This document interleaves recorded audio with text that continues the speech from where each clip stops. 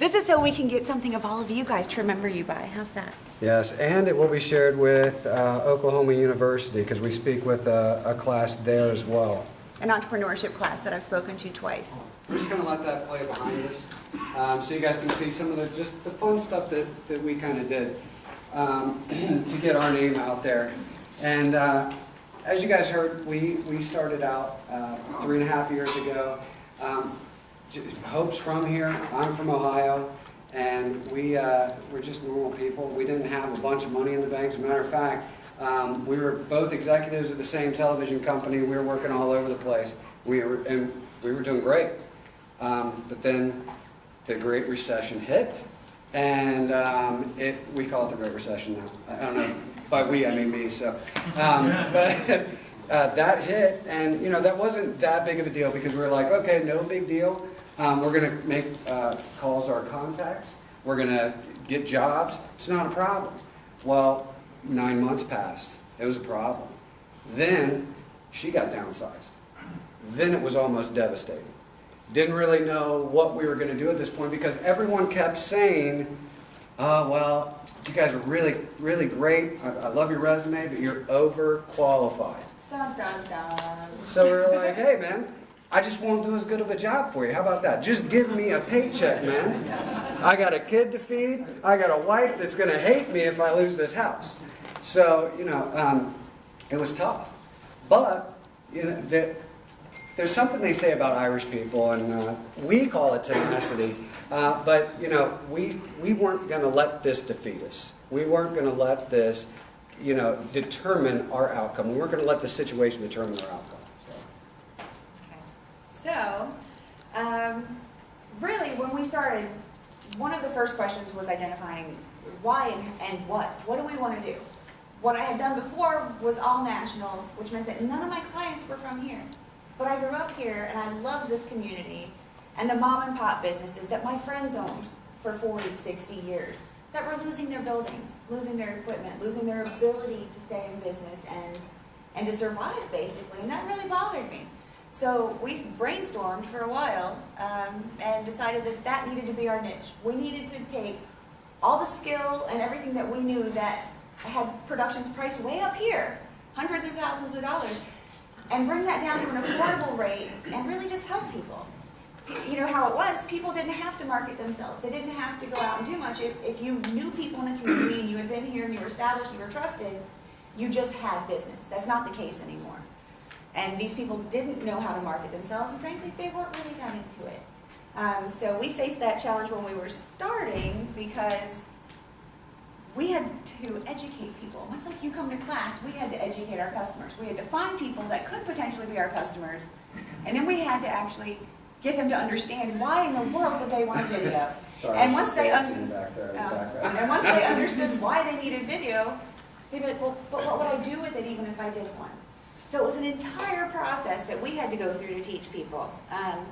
And one of the first things I'll tell you is when we started, I had been friends with Carl Gibbons, with the Entrepreneur Society, who became our business coach while I was still employed. So I spent months interviewing with other television companies that wanted me to go to the East Coast. They wanted me to go to Boston. I didn't want to do that.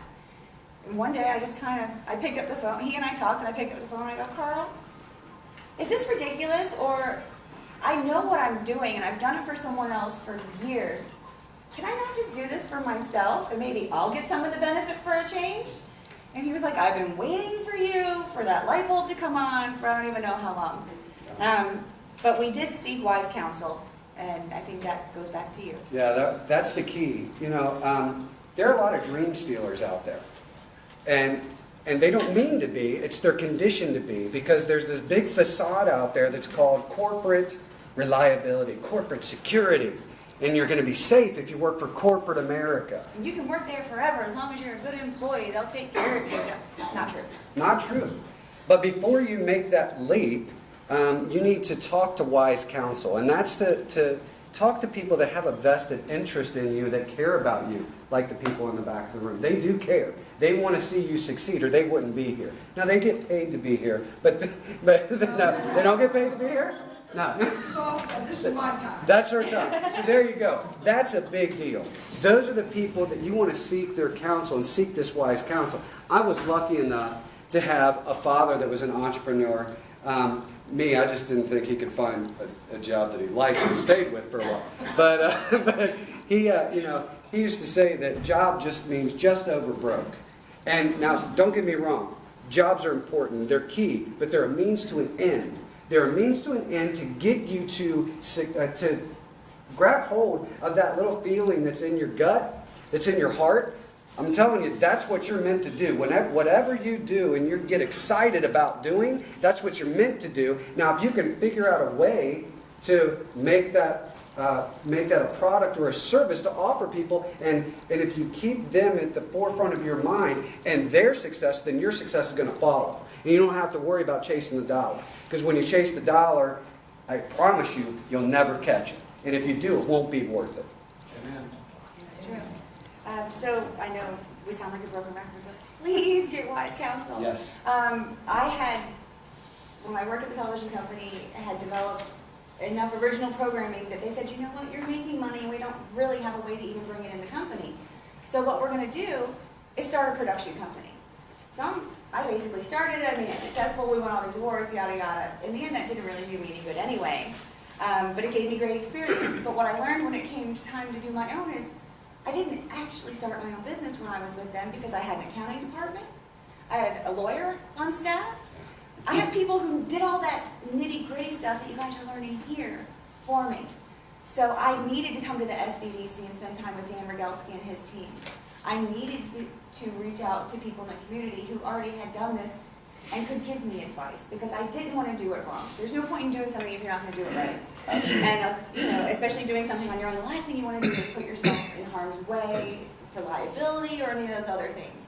And you might find it interesting to know that our original business model we thought was fantastic. Yeah. So did everyone else. You're seeing it. Didn't You're seeing work. it. This was our first business model. We were just going to have people come to us. We were going to have a studio set up, come to us, talk to us about what you got going on, about your business, your product, your service. Let's get people excited. We're going to get them. We're going to pack the house. Guess what?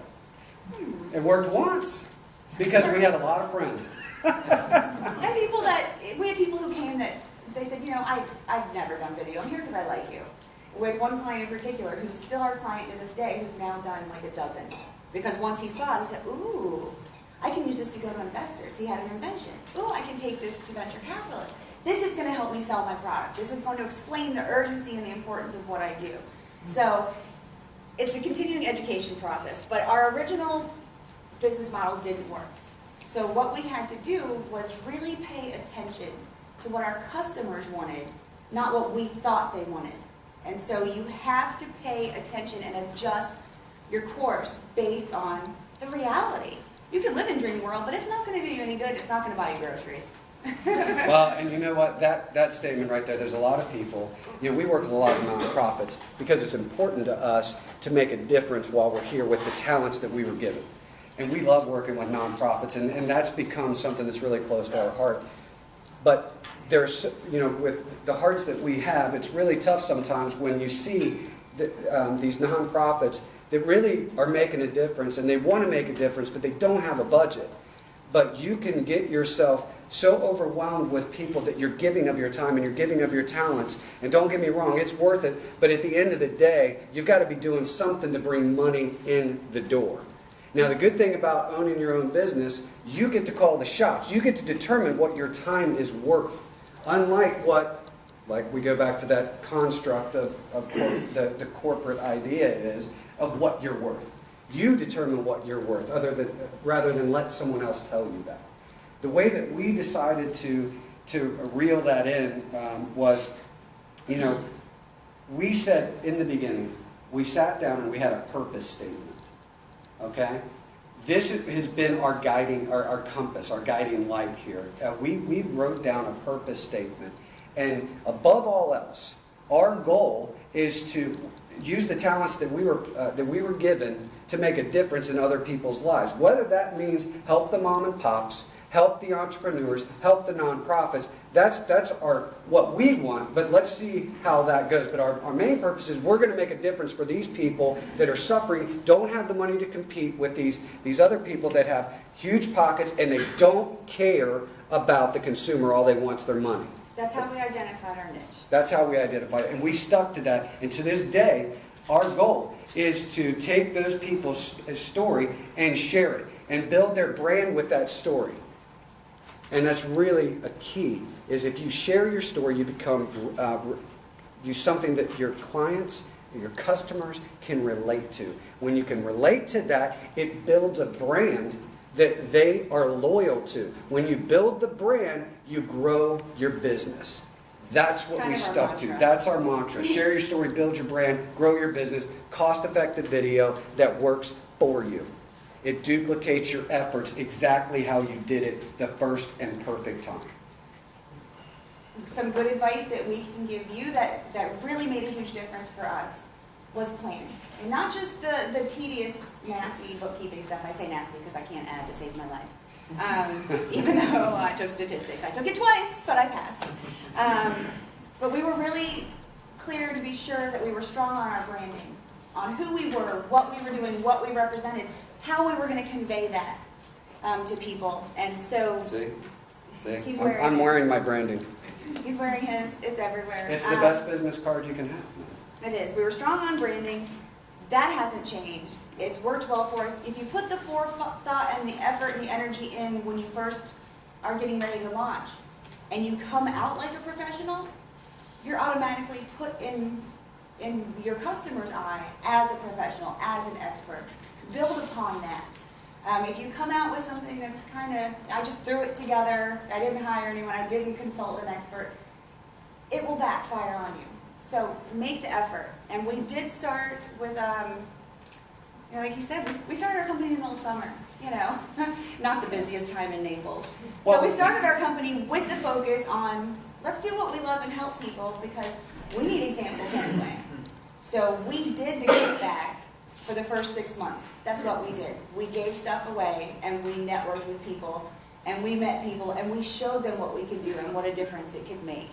And from there, it built itself. We still have kept a give back as a part of our company and a part of what we do every day. We pick a few nonprofits every year that get a gratis, and then we discount and work with people all year on different things. But that's because that's who we are, and that's important to us, that we want to give back. But that also resonates with our clients because they know that, and they know we're not just heartless people chasing a dollar. Well, and I don't know if is anyone in here, do you guys read? Please say yes. I hate reading. That's why I do video. But, being an avid reader, The E-Myth is a great book to read. And I've always studied entrepreneurs and of the world. Lee Iacocca said one time, he said that if I had it to do over again, I would spend 10% on manufacturing of my product, and I would spend 90% on marketing. Lee Iacocca, he was a big head in the auto industry of some major companies. Chrysler, anyone remember? Was it Chrysler? Yeah. So keeping that in mind, I knew we had to market. And I'm just going to be real with you. So we had 14 months went without a paycheck. She went without money. We still had savings, had a little bit of savings. We had 3 months left in the bank. That was it. 3 months, and we were done. We had nothing left. We would lose the house. We would lose the cars. We didn't have anything to do. So there came to this do or die moment. And I knew that, okay, so we got 3 months and we can pay our bills. Or why don't we just say we got 2 months of bills and let's take $6,300 and let's turn that $6,300 into something that's going to work for us. That was our do or die moment. Okay, one of them. It doesn't end every day. It doesn't end right there. But Johnny George's, if you ever saw the guy on Shark Tank and Tree TV, and he was down at Gator Cage last month. He says there's a time for hoping and praying. And let me tell you what, we hoped and we prayed all the time. But there's also a time to stop with the hope and pray, and it's time to believe and actually go do something about that. And then if you have to once you believe and you know, you got to trust and you got to go. And so we had to make a decision. Okay, we got 2 months in the bank. What are we going to do? How are we going to make this happen?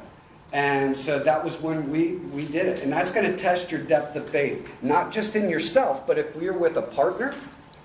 Let me tell you what, we've been together 6 years, and you know what? Not only is she awesome and the much better half of this company, much prettier half, but I know beyond a shadow of a doubt her character, because this lady will go through hell for me, but also for our clients. Yeah, For some of them. When you work for yourself, that's another thing, and that's a topic for another day. But you actually get to decide who you want to be your client. And if you find out through the process where their character is, and if that doesn't line up, it's okay to say, you know what, guys, thanks so much, but we're going to have to part as friends before it goes down the wrong road. Yeah. So it's always key to read. In my briefcase right now, I guarantee you can pull out an Entrepreneur magazine. You got to stay up on that. You got to you've got to stay on the pulse of your industry. I've got an inbound marketing, how to make the phone ring. But the main thing we did was we found all of the free ways that we could get the word out there. We were talking about a book earlier, George and I, and it was the Guerilla Marketing Tips. Start your business in 30 days with guerrilla marketing. That resonated with us because that was a springboard for our videos. If you guys I don't know if you guys ever heard of that thing called YouTube. It's one of the biggest deals. It's the second largest search engine, and everything that's on there is indexed by Google.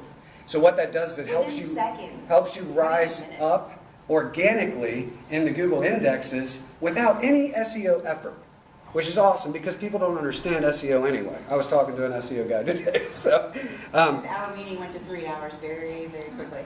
But it is super key that you stay current and on the pulse of your industry, and you be as wise as you possibly can when working with a very limited budget, and maximizing on every possible aspect of that.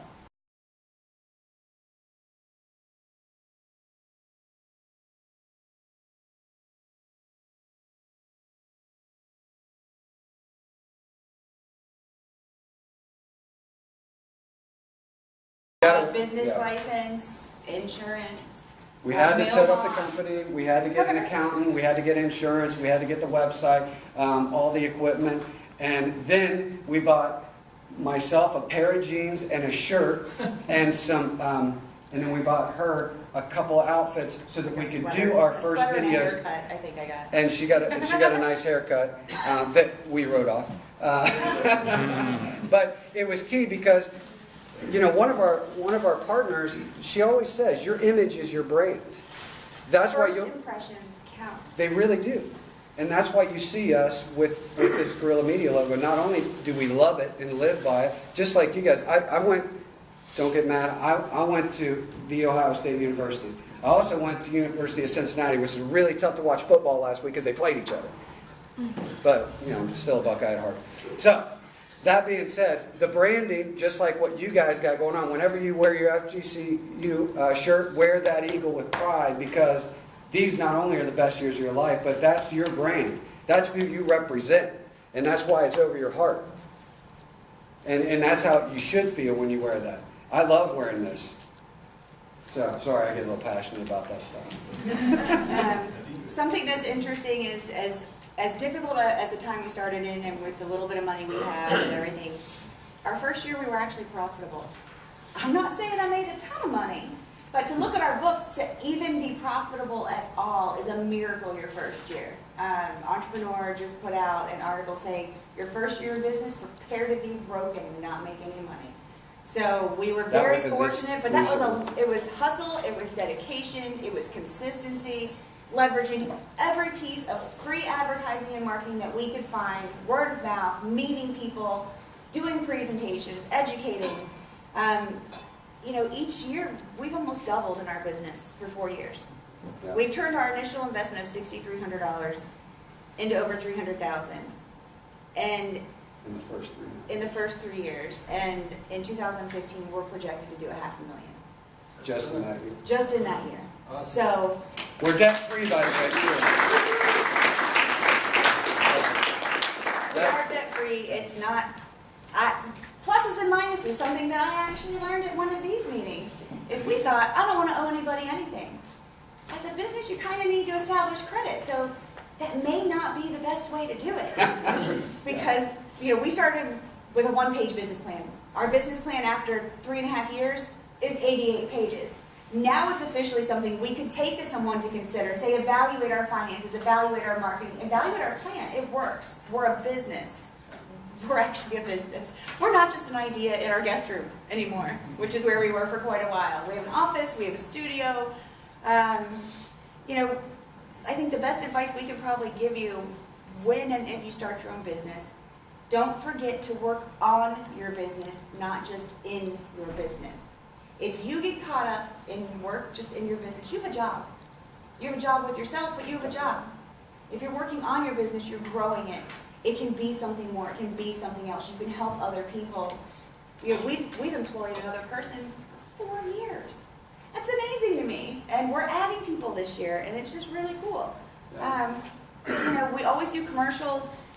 He does a little dance. We do online content marketing where, as much as I despise being on camera, you saw my little bobblehead up there running my mouth about content marketing, because doing that for us is content marketing for us. And it relates to other people, and you can use that on social media. So you have to keep doing it, and don't give up. But if you're going to pick something, stick with it. Be consistent.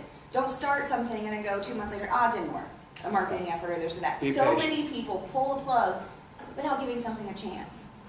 Well, and that's a good point. Here's I know we something. need to wrap soon. Here's something that you need to be aware of, and we'll close with this. Is your reward is a direct result of your effort. If your effort is in the right place, that reward's going to be a big payoff. But you have to give your effort time to catch up to give you that reward. Because if you go out there and you make it happen for 2 or 3 months, and then you're like, oh my gosh, nothing is happening. Be patient. It'll come to you. And the last thing I'll say is it doesn't just happen. There's a lot of hard work. Be patient with the path that you've chosen. Give it time to develop, and don't jump ship too soon. And most importantly, you can't be in business today using yesterday's methods and expect to be ahead tomorrow. That's something to remember when you guys are thinking about that. Adjust your course, and Be engage different open-minded. trends. You guys have any questions for us? Q&A time. Fire away. We're ready.